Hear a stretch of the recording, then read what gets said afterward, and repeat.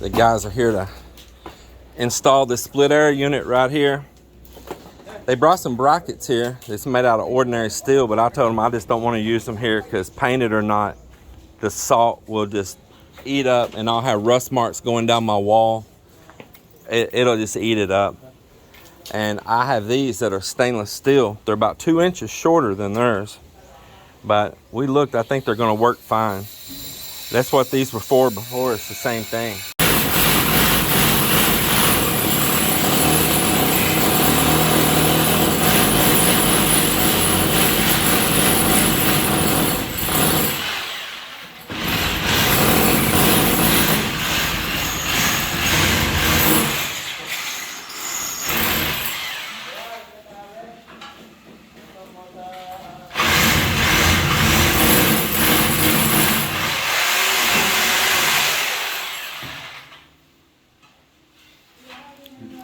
Solid. I loaned him my hammer drill bit. He was going to use this chisel bit right here. And you can probably do that with rendering a hollow block, but yeah, but it wasn't going to work without having a starter hole there. Yeah, so I had plenty of big.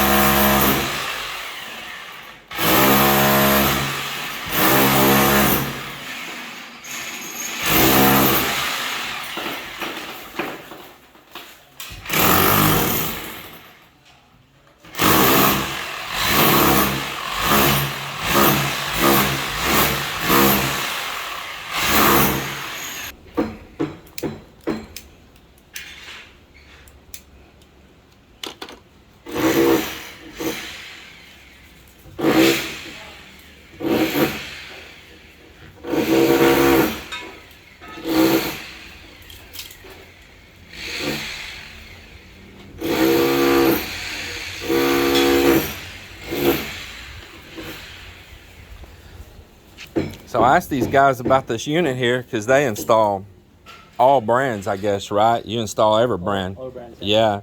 They say it's not a bad unit. It's a pretty good unit. The couple of our subscribers said that, you know, I'll stay away from hair and all. But where I bought it, when I went around talking to other stores and all, and I would ask them their opinion each time, even in the stores, they would give me a better opinion than most of the major brands out there. So, yeah, it was cheaper, but it's not the only cheaper brand. There's some other cheaper ones, same price as this, same size. But, you know, half the price. And here's what else that we have to put into our mind. We could buy that more expensive unit, 36,000 pesos instead of 18,000. But we also are in reality that the salt is going to get it eventually. And we spend all that money trying to look for long term on a unit that's never going to last long term because we are so close to the salt. And when the monsoons come in and they just blow and blow and blow that sea mist and just coat this house in salt. And so that's maybe what somebody's not putting into their mind of thinking about that when they're making that comment. I'd rather go through 2 of these for that price because eventually that condenser is going to get ate up. It just is. All right, well, they're testing it now. I think they're going to do a little charging or something on it now.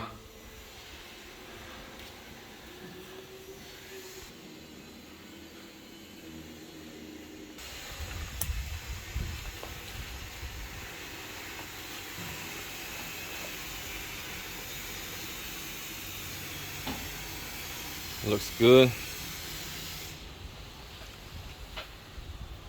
We'll just touch that hole up there. That's easy. Not a problem.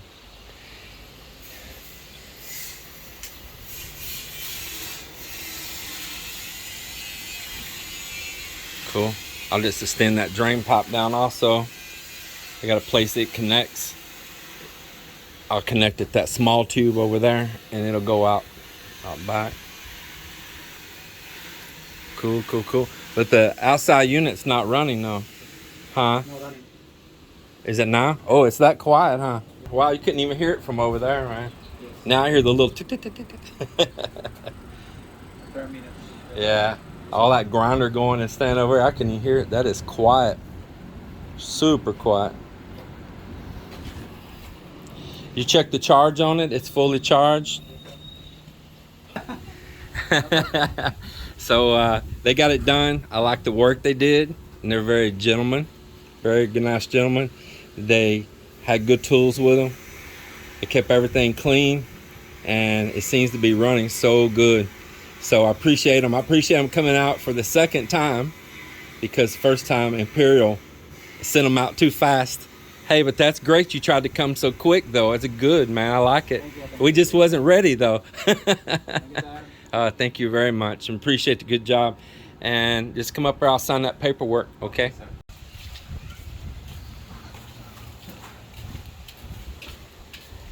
So you got that one there now? Huh? You could go ahead and put this first one out on the side out there in the front. Yes, the finish cut. Huh? Finish cut where?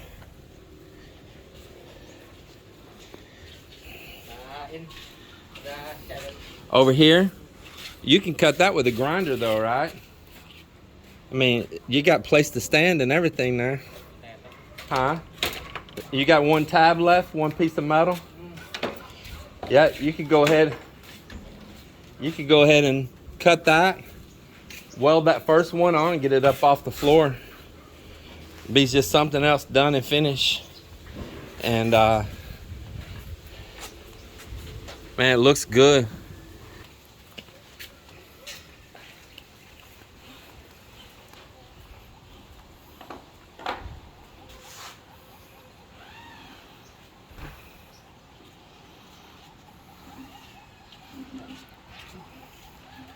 Hey Mark, there's a reason I come up here to talk to you right now.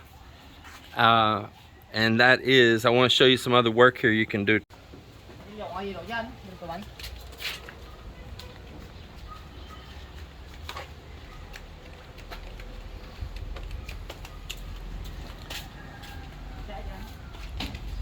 So if y'all want to know what we're doing up here, we're going to pour that in right up there, cast in around those columns and a little wall up there around all that, and right up to the top of that steel there on part of it.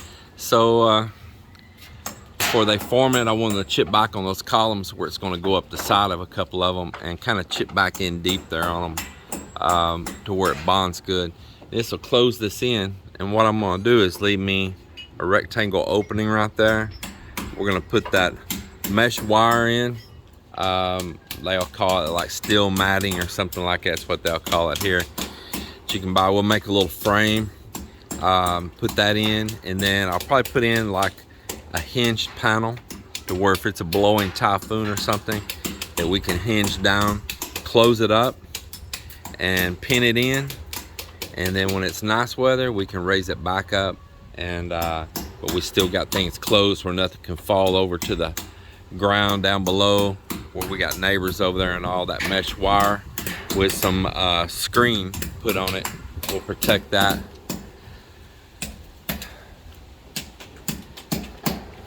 I think it's gonna be nice.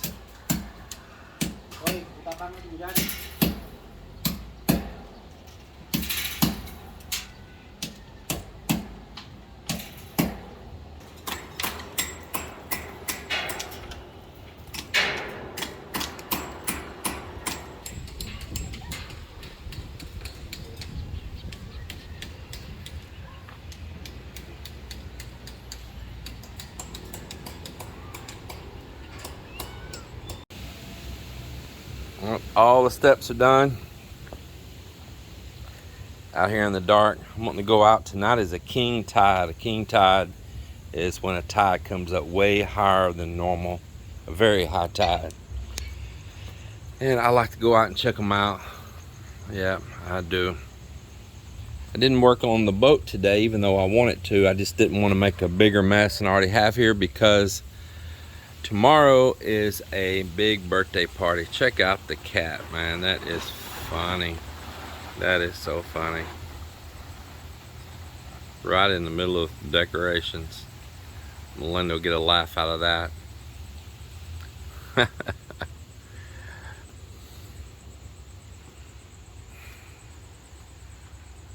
That is funny.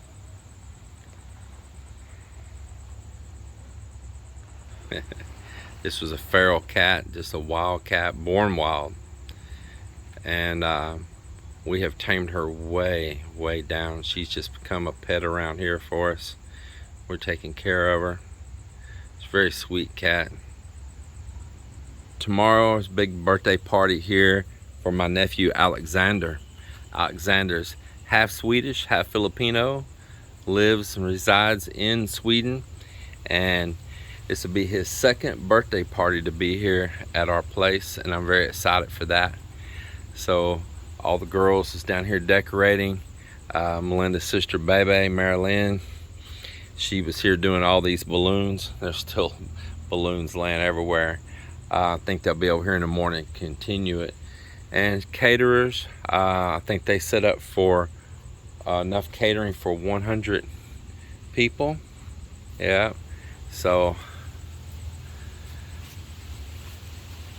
I think they set up enough catering for 100 people, and we're building a tent structure out back right there, and there's a whole bunch of chairs, and it's gonna be DJs and just entertainment and all. It's gonna be a fun day tomorrow. Getting a little tent set up here, tables,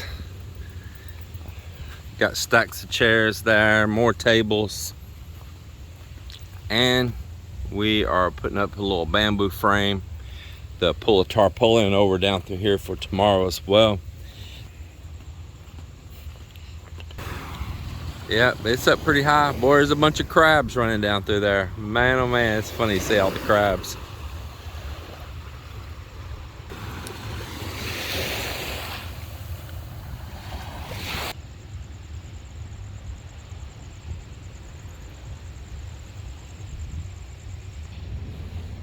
So we finished out another gabion cage today, and this gabion cage is filled completely up with concrete rubble gathered up around here at the subdivision. So for instance, if a house was built, all their extra debris and concrete, maybe they dumped concrete out on the ground, maybe they had to break something back out, maybe they did a repair, all of it was dumped onto like their neighbor's lot right up and around by them.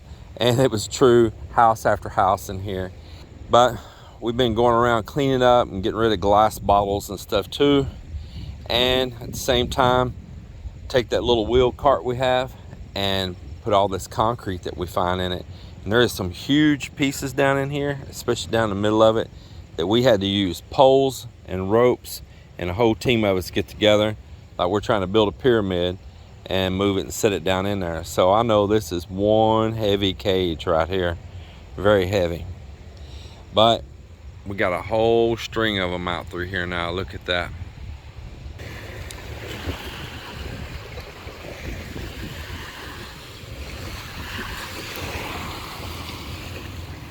Maybe keep an eye on my neighbor's boat right there. Maybe they don't know how high it's going to get tonight. It might float their boat.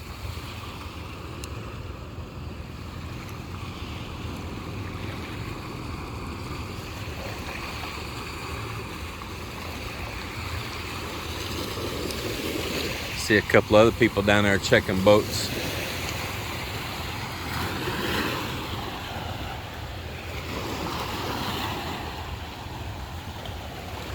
It's a little solar light we put out here at the beach. Man, that is really cool.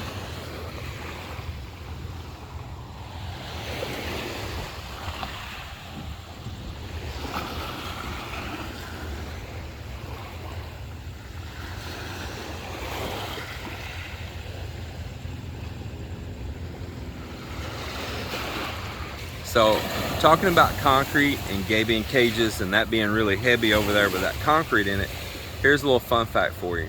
Now, the numbers kind of vary in the science, but concrete weighs anywhere between like 43 to 49% less in salt water. And I think it's going to matter about the level of salinity that the salt water is.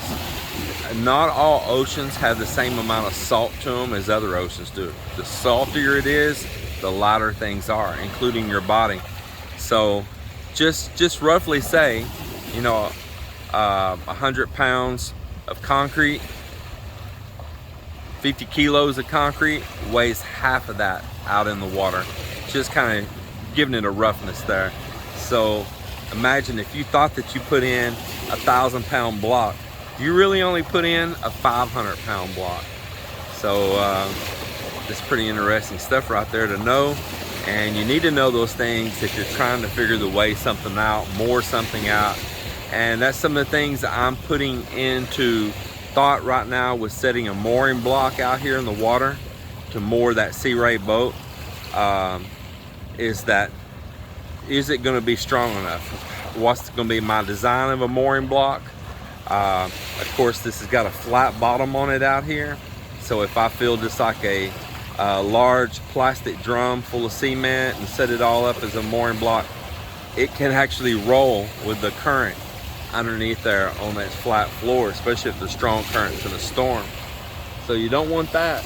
There's a jet flying in over me. Yes, their pattern's been a little bit different lately. Must be something to do with these winds.